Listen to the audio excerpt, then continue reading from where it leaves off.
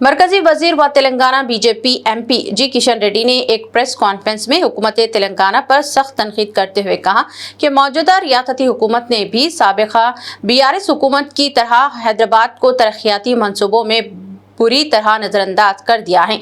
इनका कहना था कि हुकूमत सिर्फ हाईटेक सिटी, गच्चीबौली और चंद मखसूस इलाकों तक महदूद हो चुकी है, जबकि शहर के दीगर हिस्सों में भी बुनियादी सहूलियात का शदीद फुकदान है।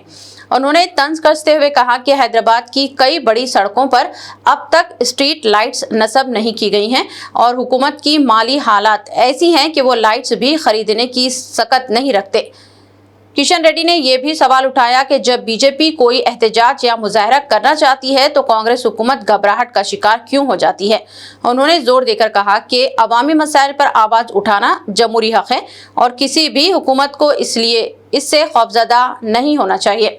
किशन रेड्डी ने मुतालिबा किया कि हैदराबाद जैसे आलमी शहर की तरक्की को सिर्फ चंद इलाकों तक महदूद न रखा जाए, बल्कि पूरे शहर के साथ इंसाफ किया जाए।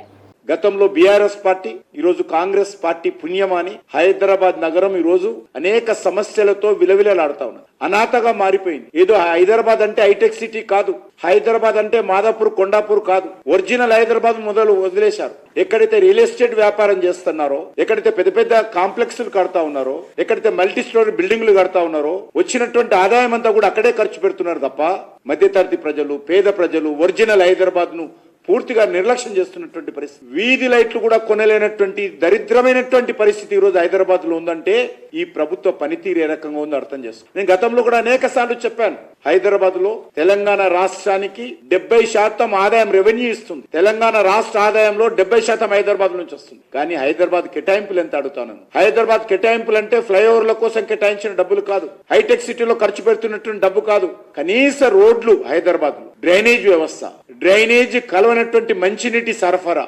కనీసమైనటువంటి వీధి లైట్లు, ఉన్నటువంటి పార్కులు ఎండిపోకుండా చూడడము, వర్షపు నీరు వెళ్లేటువంటి స్ట్రాంగ్ వాటర్ పైప్ లైన్స్, వరద నీటి పైప్ లైన్లు ఏవైతే ఉంటాయో వాటి సెల్ట్ తీయడం, ఇవి నేను మినిమం అడుగుతాను।